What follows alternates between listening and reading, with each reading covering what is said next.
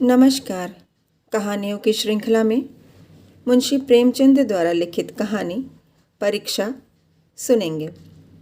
दोस्तों, अगर आपको मेरा चैनल पसंद आता है और आप मेरे चैनल पर नए हैं तो मेरे चैनल को यहाँ दी गई बटन पर क्लिक करके सब्सक्राइब करें और लाइक करना न भूलें। तो आइए सुनते हैं परीक्षा। नादिर शाह की सेना ने दिल्ली में कत्ले आम कर रखा है। गलियों में खून की नदियां बह रही हैं। चारों तरफ हाहाकार मचा हुआ है। बाजार बंद हैं। दिल्ली के लोग घरों के द्वार बंद किए जान की खैर मना रहे हैं। किसी की जान सलामत नहीं है। कहीं घरों में आग लगी हुई है, कहीं बाजार लुट रहा है। कोई किसी की फरियाद नहीं सुनता। रईसों की बेगमें महलों से निकाली जा रही हैं और उनकी बेहुरमती की जाती है।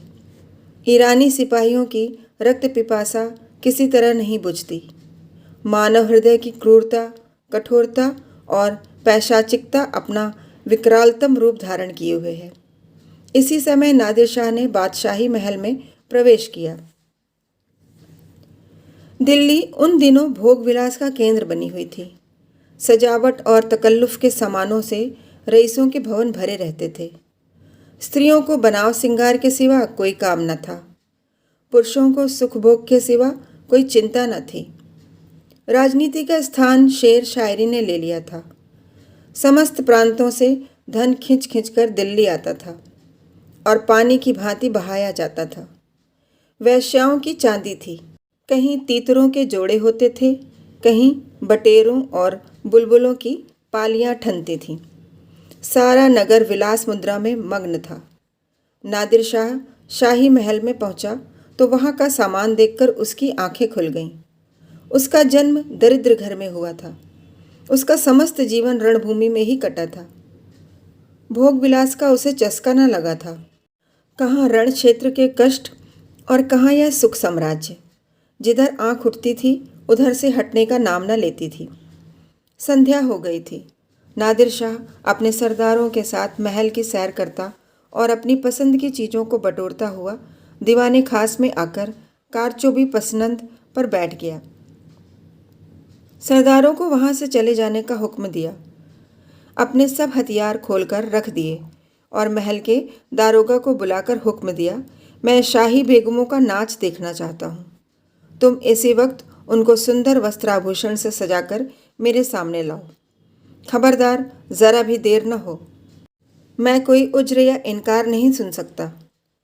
दरोगा ने यह नादिर शाही हुक्म सुना तो होश उड़ गए। वह महिलाएं जिन पर कभी सूर्य की दृष्टि भी नहीं पड़ी कैसे इस मजलिस में आएंगी। नाचने का तो कहना ही क्या। शाही बेगमों का इतना अपमान कभी न हुआ था। हाँ, नर पिशाच, दिल्ली को खून से रंग कर भी तेरा चित्त शांत नहीं हुआ, मगर नादिर शाह के सम्मुख एक शब्द भी जबान से निकालना अग्नि के मुख में कूदना था।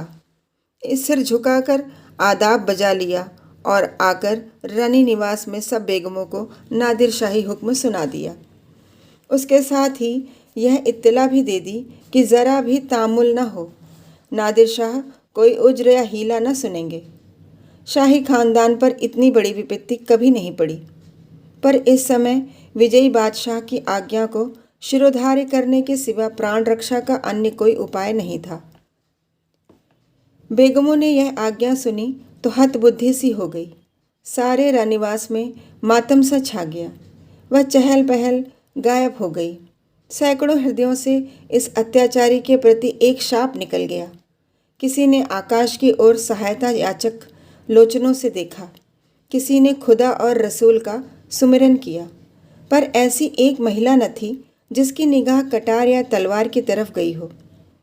यद्यपि इनमें कितनी ही बेगमों की नसों में राजपुतानिया का रक्त प्रवाहित हो रहा था, पर इंद्रिय लिप्सा ने जौहर की पुरानी आग ठंडी कर दी थी। सुख भोग की लालसा आत्मसम्मान का सर्वनाश कर देती है। आपस में सलाह करके मर्यादा की रक्षा का कोई उपाय सोचने की मोहलत न थी। एक एक पल भाग्य का निर्णय कर रहा था। हताश होकर सभी ललनाओं ने पापी के सम्मुख जाने की निश्चय किया। आंखों से आंसू जारी थे, दिलों से आहें निकल रही थीं, पर रत्न जटित आभूषण पहने जा रहे थे। अश्रु सिंचित नेत्रों में सुरमा लगाया जा रहा था और शोक व्यथित हृदयों पर सुगंध का लेप किया जा रहा था। कोई केश गूंथती थी, कोई मांगों में मोती पिरोती थी। एक भी ऐसे पक्के इरादे की स्त्री न थी जो ईश्वर पर अथवा टेक पर इस आज्ञा का उल्लंघन करने का साहस कर सके। 1 घंटा भी न गुजरने पाया था कि बेगमात आभूषणों से जगमगाती, अपने मुख की कांति से बेले और गुलाब की कलियों को लजाती, सुगंध की लपटें उड़ाती, छम छम करती हुई दीवाने खास में आकर नादिर शाह के सामने खड़ी हो गई। नादिर शाह ने एक बार कनखियों से परियों के इस दल को देखा और तब मसनद की टेक लगाकर लेट गया। अपनी तलवार और कटार सामने रख दी। एक क्षण में उसकी आंखें झपकने लगी। उसने एक अंगड़ाई ली और करवट बदल ली। जरा देर में उसके खर्राटों की आवाज़ें सुनाई देने लगीं। ऐसा जान पड़ा कि वह गहरी निद्रा में मग्न हो गया है।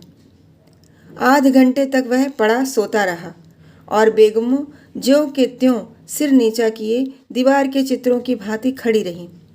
उनमें 2-1 महिलाएं जो ढीठ थीं, घूंघट की ओट से नादिर शाह को देख भी रही थीं और आपस में दबी जबान से कानाफूसी कर रही थीं।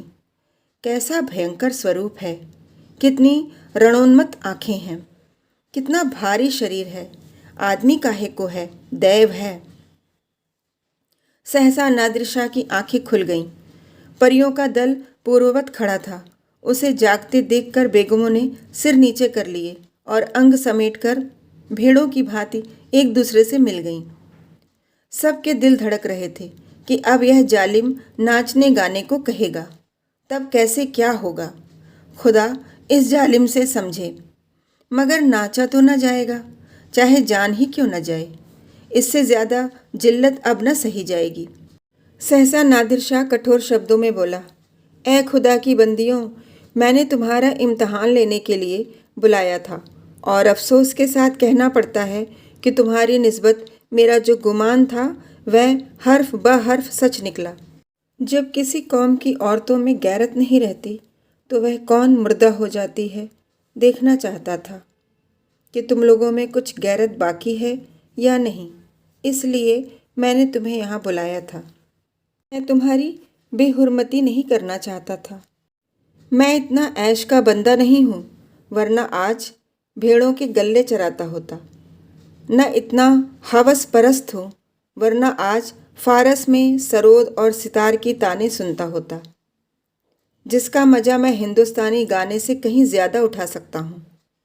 मुझे सिर्फ तुम्हारा इम्तहान लेना था। मुझे यह देखकर सच्चा मलाल हो रहा है कि तुम में गैरत का जौहर बाकी न रहा। क्या यह मुमकिन न था कि तुम मेरे हुक्म को पैरों तले कुचल देती?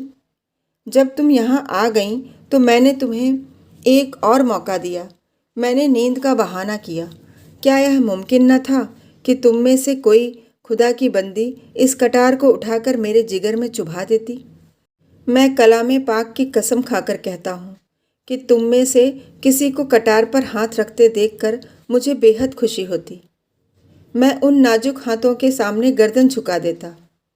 पर अफसोस है कि आज तैमूरी खानदान की एक बेटी भी यहाँ ऐसी नहीं निकली जो अपनी हुर्मत बिगाड़ने वाले पर हाथ उठाती। अब यह सल्तनत जिंदा नहीं रह सकती। इसकी हस्ती के दिन गिने हुए हैं। इसका निशान बहुत जल्द दुनिया से मिट जाएगा।